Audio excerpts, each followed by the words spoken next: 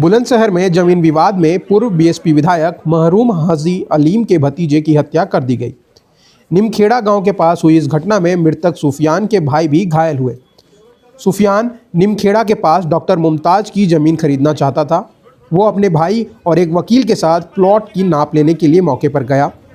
SSP Dinesh Kumar Singh ने बताया कि एक व्यक्ति स्कॉर्पियो से आया और नाप लेते समय दोनों के बीच बहस हो गई। उन्होंने आगे बताया कि वो व्यक्ति नशे की हालत में था।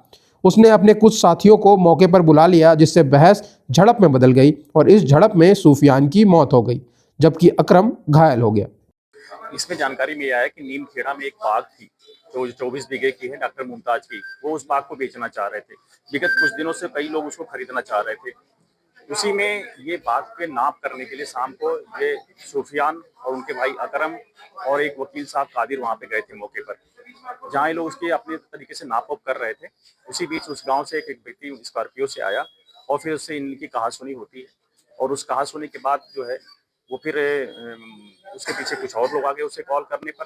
वो ड्रिंक किया हुआ था और वहाँ मारपीट हो गई आपस में, जिसमें कि सुफियान की डेथ हो गई है। वहाँ पर अस्पताल लाया गया, जहाँ डॉक्टरों ने डेथ घोषित कर दिया।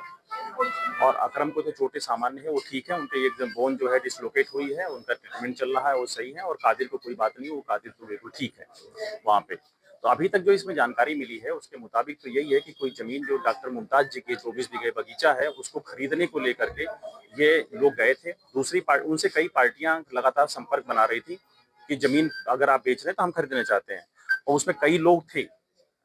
अब डॉक्टर मुमताज जी से भी बात हो रही है कि कौन कौन लोग उनसे जमीन लेना चाहते थे, क्योंकि जो लोग आए थे उनके मुताबिक उस गांव का कोई व्यक्ति नहीं था जो अभी तक उनसे बात किया है। जिस गांव के लोग आए थे तो कोई ना कोई व्यक्ति इनके पीछे होगा। अभी ये जानकारी की जा रही है और डिटेल जैसे मिलता है